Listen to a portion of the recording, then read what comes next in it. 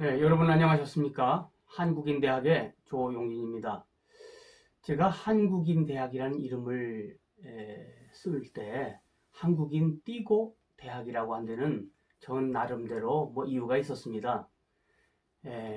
한국인의 대학, 유니버시티 대학이 아니고 한국인이라면 이런 크다면 클 수 있는 이런 여러 분야에 대해서 이해할 수 있는 공부를 하면 좋겠다. 그런 희망을 담아서 한국인 띄고 대학이라고 했습니다.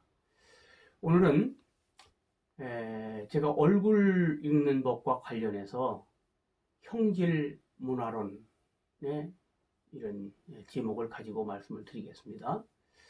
그러니까 형질과 문화가 상관이 있다는 말씀을 드리는 거죠. 요즘에 인기 있는 텔레비 프로인 더 라이브의 진행자 두 분을 보면은 이분은 제가 이제까지 말씀드린 그런 지식으로는 북방계형에 속하죠. 이분은 남방계형에 속합니다. 이렇게 한국인은 어디 가든지 남방계형, 북방계형 두 형을 볼 수 있고 한 분만 보더라도 구분하지 않고 한 분만 보더라도 단번에 구별할 수 있는 이런 능력을 여러분들이 기르시면 좋겠습니다. 그날 대담하던 날인데 그 나오신 패널 두 분이 또 역시 남방계형과 북방계형으로 이렇게 잘 갈라지는 타입인데 이분은 여러 가지가 다 남방계의 특징을 갖고 있으시죠. 눈썹이 진하고 코 방울이 크고 또 귓불이 크고 가르마도 오른쪽에 있고 이렇게 남방계형 특징을 아주 전형적으로 갖추고 있는 분입니다. 근데 이분은 북방계형은 북방계형인데 약간 중간형을 띠고 있죠. 근데 제가 중간형 중에 골북 표남형을 소개해 드린 적이 있죠. 바로 이분이 그런 골북 표남형의 얼굴이라고 보겠습니다. 중간형인데 골북 표남형이고 중간형은 북방계형으로 봐도 된다. 그런 관점에서 보면은 이날 패널도 남방계와 북방계 두 분이 나와 있는 거죠. 그럼 두 분 중에 어느 분이 훌륭하죠? 훌륭하다고 말할 수 없습니다. 왜냐하면 얼굴도 전혀 다르고 생각하는 것도 좀 많이 다를 겁니다. 개성이 전혀 다른 분들이기 때문에 이 두 분을 보고 어느 분이 훌륭하다 이렇게 말할 수도 없고 그렇게 말하는 것 자체가 잘못입니다. 그러니까 제가 얼굴에 대해서 연구를 하고 이런 지식을 말하는 거는 어떤 그분들의 성격이라든지 운명이라든지 이런 걸 짐작해서 파악하려는 것이 아니고 한 미술 해부학자로서 자연현상을 자연물을 모양으로 규정하는 모양으로 정의 내리는 이런 한 가지 방법으로 사람에 있어서 남방계형, 북방계형으로 나누어 볼 수 있다. 이런 말씀을 드리는 겁니다. 그럼 이걸 하면 좋은 점이 뭐냐? 관찰력이 늘게 됩니다. 관찰력이 는다는 것은 뭐죠? 내 관찰머리가 좋아진다 그 말이죠. 그 다음에 그럼 뭘 잘할 수 있을까요? 첫째는 그림이나 조각을 잘할 수 있죠. 그 밖에 여러 가지 있습니다. 그러나 제가 원래 미술 교수이기 때문에 미술을 잘할 수 있도록 미술 중에서도 사람을 잘 관찰하고 파악해서 조각이나 그림을 그릴 때 정확성 있게 할 수 있도록 또 그런 조각 작품이나 미술 작품에 대해서 잘 연구할 수 있는 능력을 갖추려면 관찰력이 높아야 되기 때문에 그런 관찰력을 높이는 이런 방법으로 남방계형, 북방계형 얼굴 읽는 법을 제가 제시하고 있는 겁니다.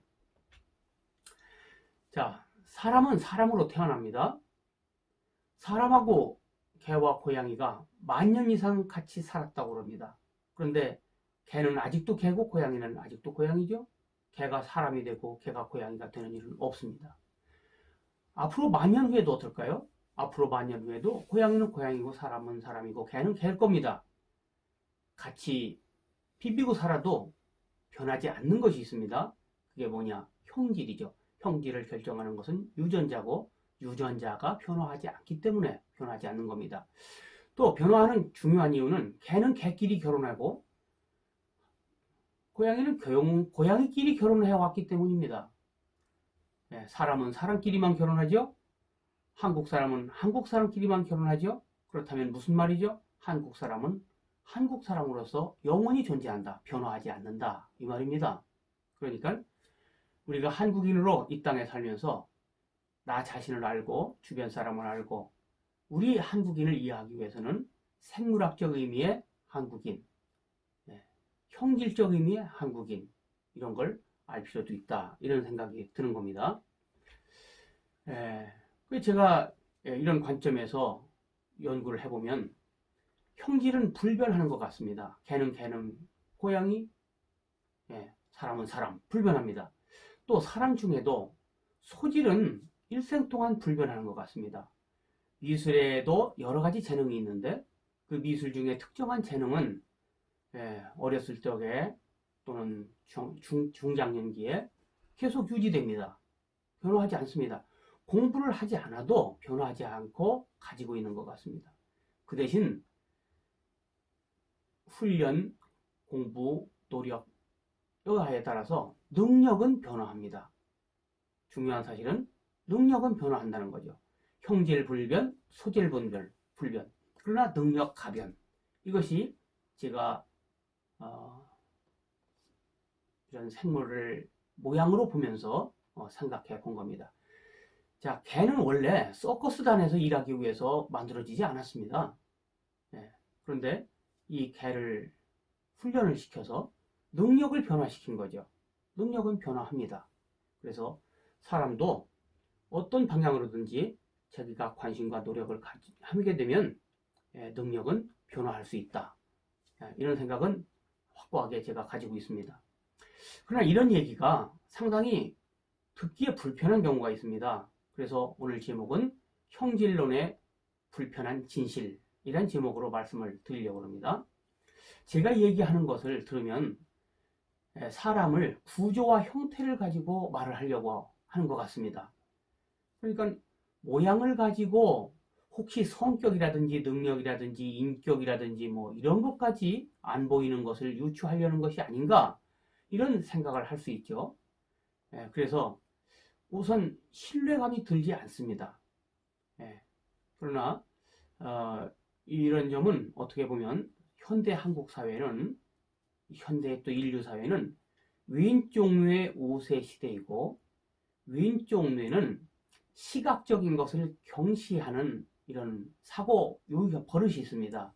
그래서 이런 왼쪽뇌 우세 시대에 우리가 살기 때문에 일어나는 이런 한 가지 현상으로 생각하고 있습니다.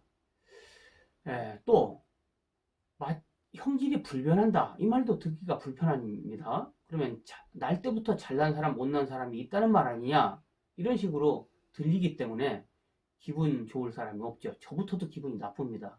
그러나 불변한다는 그 말은 능력도 불변한다 그런 뜻은 아닙니다. 능력은 얼마든지 가변시킬 수 있다는 생각을 제가 가지고 있습니다. 그 다음에 듣는 사람이 남방계가 좋은 건지 북방계가 좋은 건지 또는 나쁜 건지 이렇게 스스로 먼저 단정을 하게 하는 점이 있습니다. 그건 제가 전혀 의도하지 않은 거죠. 저는 사람이라는 한국인이라는 한 이런 동물에 대해서 모양을 분류하는 방법을 얘기한 건데 받아들일 때는 그래서 어떻다는 거야? 뭐가 좋다는 거야? 이런 식으로 받아들이는 거죠. 저건 제가 전혀 의도하지 않은 건데 제가 책임지기가 좀 어려운 생각이 듭니다. 그래서 제가 바라는 거는 이걸 통해서 이런 지식을 통해서 자신과 주변인을 본다면 이해의 폭을 넓힐 수 있고 또 그래서 그 말이 맞다면 본인의 소질과 능력을 미리 발견해서 증진시킬 수 있는 그런 계기를 마련할 수 있다 이렇게 생각하고 있습니다. 자, 예를 들어서 이 세 얼굴은 남방계형, 북방계형, 중간형, 미인형입니다. 미인이다 이렇게 말할 수 있죠. 그렇지만 사실은 미인은 없습니다. 미인은 존재하지 않아요. 우리 머릿속에 각자 가지고 있는 생각일 뿐입니다. 그 생각에 가까운 상대가 앞에 나타났을 때 우리는 그 형을 미인이다 이렇게 말하는 겁니다. 예를 들어서 제가 이분들이 미인이다 이렇게 말하면 이 세 얼굴형이 미인이라 이런 말을 하는 게 아니에요. 저는 한국 사람들은 이런 형을 미인으로 보고 있다라는 한국 사람의 눈에 대해서 얘기한 겁니다. 그러니까 절대 제 이런 미인론이라든가 얼굴 남방계, 북방계 형이라든가 이런 분류 방식에 대해서 절대 거부감을 가질 필요가 없습니다. 설문조사를 해보면 어떤 집단에서 가장 꼴찌를 했던 얼굴에 대해서 한 개인은 그 얼굴을 1등으로 칩니다. 집단에서 지지율이 제일 낮았는데 개인에게는 1등이란 말이죠. 그러면 미인이 없다는 말이죠. 기준이 적용되지 않는 거니까 미인은 없습니다. 미인으로 보는 눈이 있는 뿐이고 저는 그 눈에 대해서 연구해서 말씀을 드리는 겁니다. 자, 두 분 다 한국의 유명한 한 성악가이시죠? 네, 홍혜경 성악가와 신영옥 두 분 중에 누가 더 훌륭한 성악가인가요? 말할 수 없죠. 왜 말할 수 없죠? 두 분의 개성이 전혀 다르기 때문이죠. 소프라노는 소프라노인데 이분과 이분은 음색도 다르고 창법도 다르고 그런데 어떻게 누가 1등이고 누가 2등이라고 할 수 있나요? 개성이 다른데. 그러니까 그 형질과 관련해서 우열을 논할 수는 없습니다.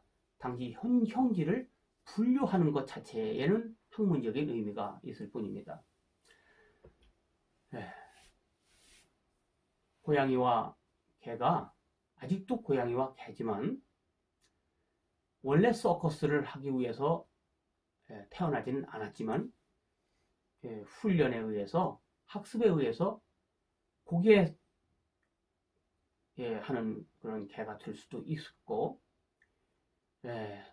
고개를 하는 고양이가 될 수도 있습니다. 근데 고양이가 공마단에 들어와서 일을 하기까지는 많은 세월이 걸렸죠. 그래서 수준에 이르는 시간은 각기 다릅니다. 그러나 노력하면 훈련하면 언젠가 이르게 됩니다. 그래서 저는 이런 사실을 인정하고 우리의 문제를 생각하자 이런 취지입니다. 그래서 오늘의 말씀을 요약하면 제가 구조와 형태에 대하여 얘기하지만 저는 계량화하여 정의를 하고자 하는 겁니다. 자연물에 대해서 수치로 설명하고자 하는 겁니다. 이것은 미술해부학이라는 500년 된 학문 분야의 한 방법입니다. 그래서 이것이 우열을 논하려는 의도를 가진 건 아닙니다. 단지 현상을 계량적으로 정의하고자 하는 이런 연구 방법입니다. 형질은 불변하지만 능력은 불변하지 않습니다. 능력은 얼마든지 변화시킬 수 있는 거죠. 그래서 잘난 사람, 못난 사람이 따로 있다 이 말이 아니라 없다는 주장을 저는 하는 겁니다. 그러니까 제 이런 주장에 대해서 절대 오해가 없으셨으면 합니다. 그 다음에 듣는 사람이 좋은 것 나쁜 것으로 단정하게 하는 단점이 있습니다. 그러나 그건 듣는 사람의 문제일 뿐 연구 의도와는 전혀 상관없음을 이해하여 주시면 감사하겠습니다.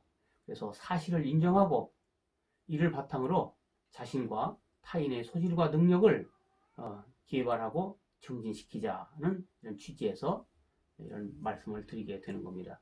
제 충정을 충분히 이해해 주시면 감사하겠습니다. 오늘은 이상 마치겠습니다. 감사합니다.